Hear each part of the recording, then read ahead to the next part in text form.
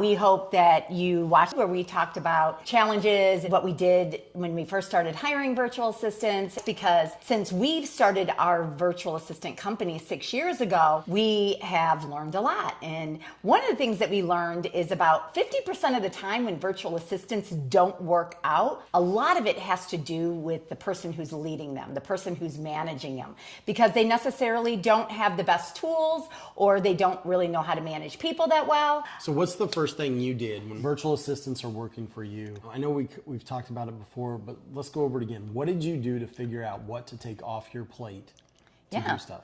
So that's a great question. It's a lot that people have because they don't know where to start with virtual assistants. So the first thing that I did is I saw that I was working on the business and in the business, and this just happened to be at the time, as a realtor. So what I did is I was working with buyers and sellers so much, and I was doing everything else myself. So like what? Like what would be the first thing? Was it writing contracts, writing listing agreements? Yeah, those were some of the things. So I personally had done more listings than I did working with buyers, but it was the marketing, it was the tracking, it was, answering all the questions, it was making presentations that I wasn't good at, it was making flyers, marketing flyers, it was marketing open houses, it was inputting new listings and writing the content for the marketing. I mean, I was working 2 jobs too, So there were so many things that had to be done, and I definitely knew to grow that I was going to need some help. So that's kind of where it all started.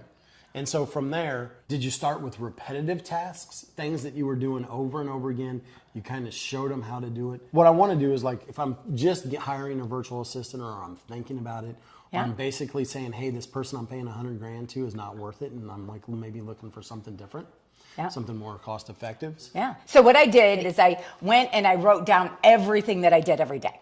So I spent like a week going and writing every day, every 15 minutes. So when you say every day, it was like at 8 a.m. I did this till 8:10.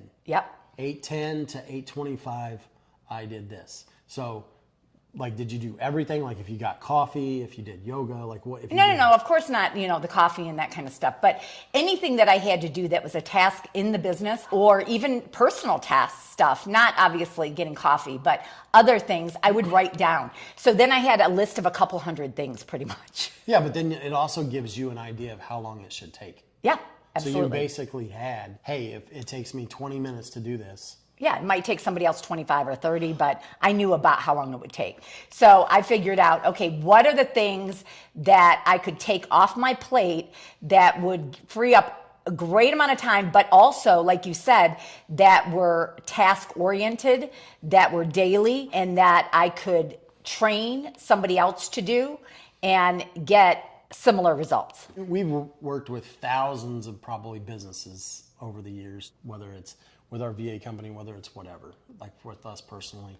So what's the first thing that a business, small business or a growing business, that they should look at basically hiring first? So I think that depending on your skill set, but an assistant for sure, and I think it should be a marketing assistant. Not somebody to actually do your marketing and be in charge of your marketing, because I still think that is you that should be in charge of it, but somebody that can assist you with all the things on a daily, weekly, monthly basis in being a marketing assistant. So is there a revenue for any company? I suppose it's probably different for industries based on their profit, but like, is there a profitability at a point where you turn over your marketing? Like, is it 10 million in profit? Is it 100 million in profit? I don't really know exact number on that, but I definitely think. But it's not $1 million. No.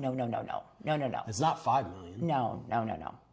So like it's a big number. Yeah, it is a big number. I don't know that exact number, but I know the people that we work with are usually, under 15 to 20 million, and all of them should still be involved with their marketing. And so how do you determine, like, when you're looking at hiring somebody who's working remotely, a remote staff? Like, virtual assistants kind of have a bad term because people think they're just callers.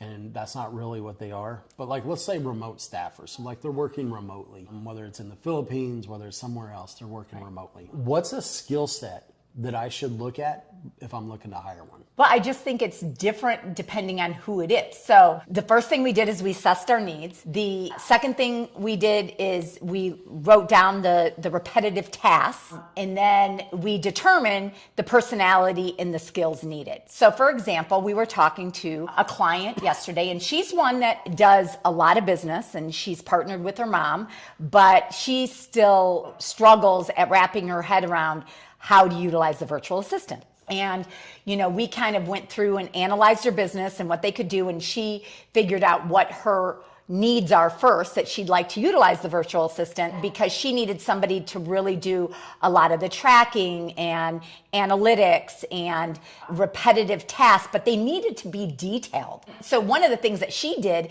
is she micromanages every single part of her business.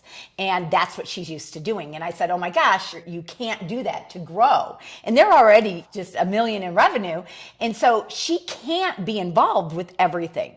But what she needs as her first assistant, and we were able to determine that, was she needed somebody who is really detailed.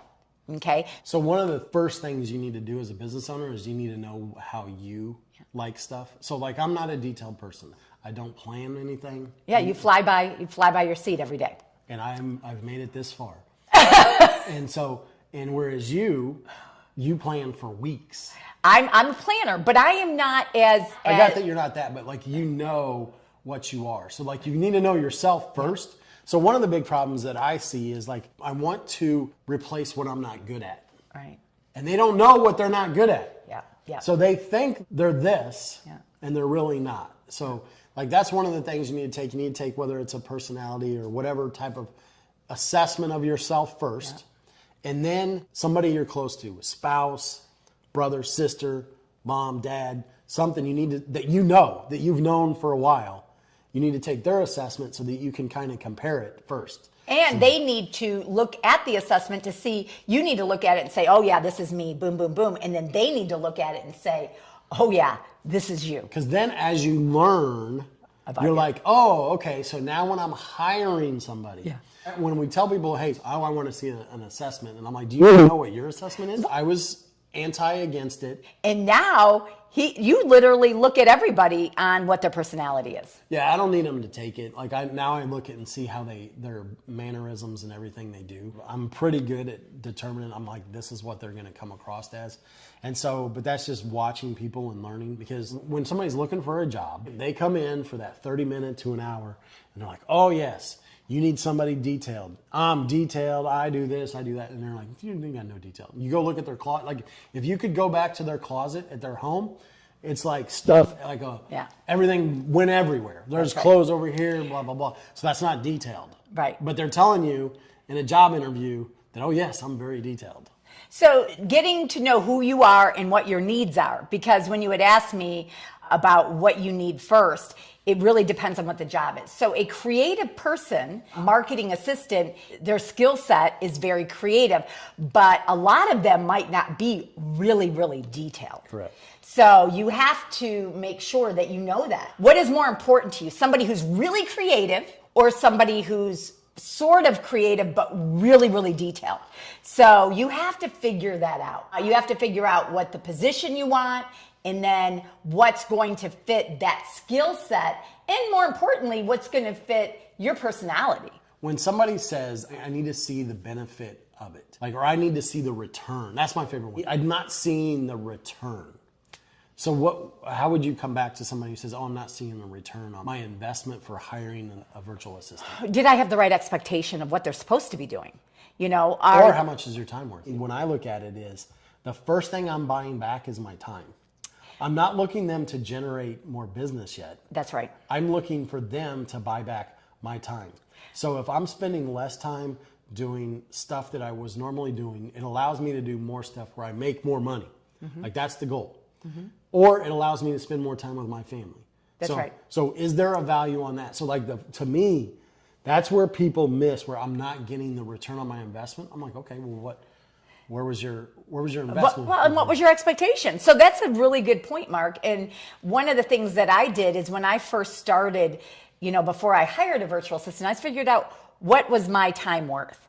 And at the time, many years ago, 12 years ago when I started with virtual assistants, I looked at like $25 an hour. So anything that was more. $25 an hour got a lot more 12 years ago than it does today. Yeah. And obviously my time is worth the crazy amount today than it was back then, but I was just getting started. So $25 an hour to me was about what my time was worth. So if I was doing anything that wasn't at least $25 an hour, I shouldn't have been doing it. And so at first when I hired a virtual assistant, because that's a good point, a lot of people say, is my business growing? Well, are you buying back your time to either spend with your family or to spend money producing activities on your team or training or hiring the things that you should be doing? Because that's a good point. So like what I consider is like, I don't mind people spending more time with your family. Right. But if your business isn't going to grow in that. So if you're offloading this time to go spend more time with your family, don't expect your business to grow. Yeah. Because you are doing less or you're doing the same amount of money producing stuff as before you hired the assistant. Right. So for us, because we're able to travel and do other things, I think after you've hired several and they've This now. is just for the first one. Right. This is the first Yeah. one. So we want to make So sure. we don't usually get that with people who understand business. Right. So where I see the big problem is when they understand business and they bring in the people making $100,000 a year, because the people making $100,000 a year are usually the worst. I'm not going to say the worst, but they're usually the first thing they want to do is cut. Yeah, that's true.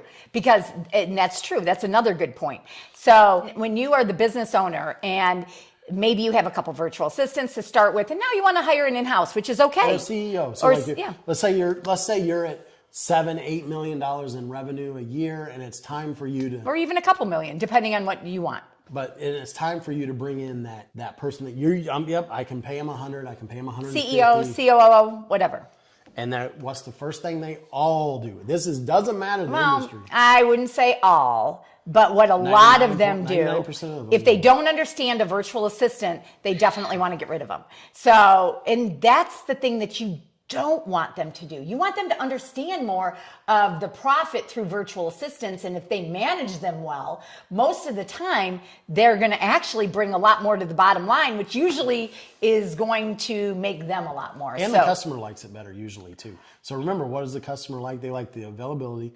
And so if you're paying a United States person $20, $30 an hour, what type of experience is if I call in, are you getting it? Because you just experienced it yesterday. Yeah. You called somebody who works for one of our companies, and they're in Tampa, Florida. They sent you an email, and you're like, I just need to talk to them on the phone. And it was a 2-minute conversation 2 minutes and 15 seconds. with someone to just talk to them. Well, and that point is that it took 2 minutes and 15 seconds. And what I told him is that's the customer experience. And if I were a customer calling, because that's how he answers his phone's answered. If I was a customer and you were putting me through that many hoops, I'm not doing business with you.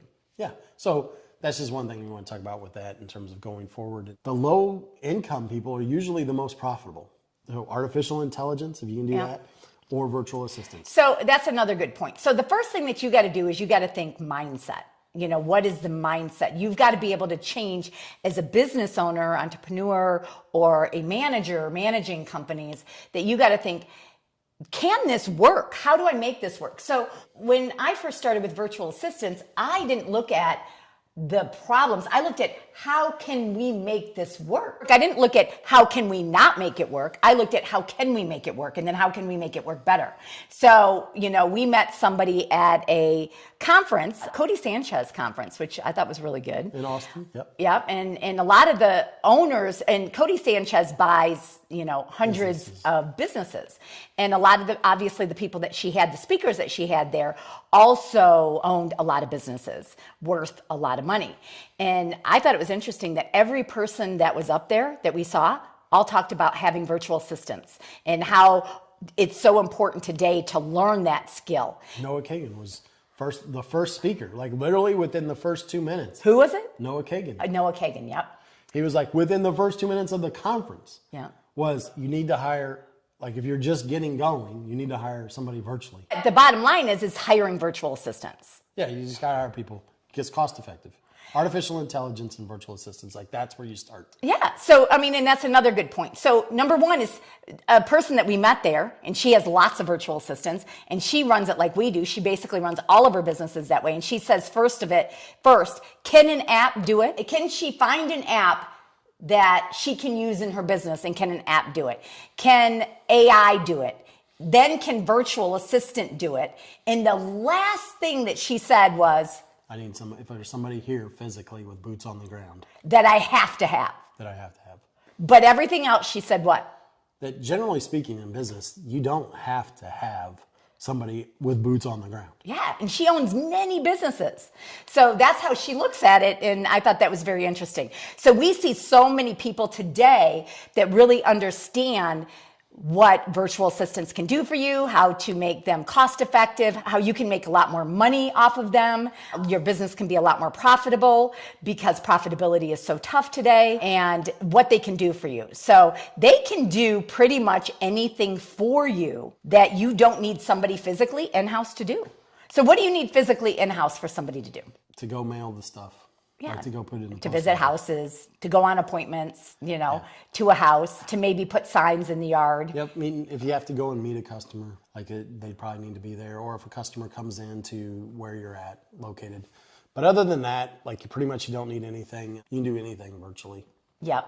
So going back to this, which I think all small businesses and entrepreneurs need to really look at, is if you're considering a virtual assistant, start with figuring out everything that either people that you're paying a lot of money in-house, if you already have assistants, and then utilize them to bring in more revenue, or yourself, if you're the only person in your business, write down everything that you do, what is your time worth per hour, and say to yourself, can I outsource this? Can I hire somebody to take this off my plate so I can do more money producing activities, which is going to be marketing, hiring, training, things like that. Sales appointments. Or if you have an in-house assistant, I'm not saying get rid of your in-house assistant. I'm not saying that. But what I am saying is, how can you leverage your in-house assistant to do more? Like, I see people paying these in-house assistants $25, $30, $35 an hour to write on envelopes. So here's the thing with that. So how is that cost effective? Because if you go and figure out the cost of postage, the cost of envelope, the cost of how many you have to send out. Right. So we have to send out more now than we did 5, 6, 7 years ago. That's right. More envelopes out. Now I have to send out 2,000 to get one call. Or if I have to send out 1,000 to get one call. So it's, but whatever the tracking number is. Right. The cost, $25 per hour, goes into that envelope. Yeah. So if you do the math on that, all of a sudden you could be paying a couple $1,000s per appointment. Well, and you can get an actual company to write those. And obviously a virtual assistant in the Philippines can't do that. But a virtual assistant in the Philippines, for example, they can pull information, they can pull data, they can track it. And I'm seeing what people are doing is paying that 30, 35 or whatever an hour to the in-house assistant to be doing the things that virtual assistants can do. And that's really my point, is if you have an in-house assistant, okay, and it's working great for you, awesome. But my point being is that, if you have an in-house assistant, number one, you figure out what you're worth per hour, you figure out what the assistant is worth per hour, and then what can we leverage and what can the assistant be doing, that your in-house assistant, that actually move your business forward to make you more money. And then have assistants underneath the in-house assistant is really what I'm saying. What do you think? That's fine. I mean, we have different personalities on it. And I know, we have different, and that's the good thing, is that we have different. I mean, you have different thoughts. We'll just leave it at that. Yeah, I mean, we have different opinions on different things, and that's the good thing. But we both feel that virtual assistants absolutely are important in any business today. Well, no, it's not even important. It's a necessity. Like, there's a difference. Like, you cannot your first hire cannot be that COO making a couple $100,000 a year. Yeah, like it can't be that. Right. And people hire those. And your right-hand man. your right hand, like that can't be. Right. And one of the things that I like is, there's a lot of parents out there that are working really hard and that want to go and see their kids play sports and things like that. So they're buying back their time with virtual assistants that they're paying. If you're going through a company, you're paying whatever, $10 an hour on average. And they're able to now go and see their kids play sports and be more involved in their day-to-day lives. So buying back that time is important. So anyways, you just need to figure out what you need to do yourself. We're going to actually start getting into different jobs and different things that people can do. And the next one I think is Mark's favorite, and that's your virtual assistant, marketing assistant. Yep. So we'll see if she allows my opinions.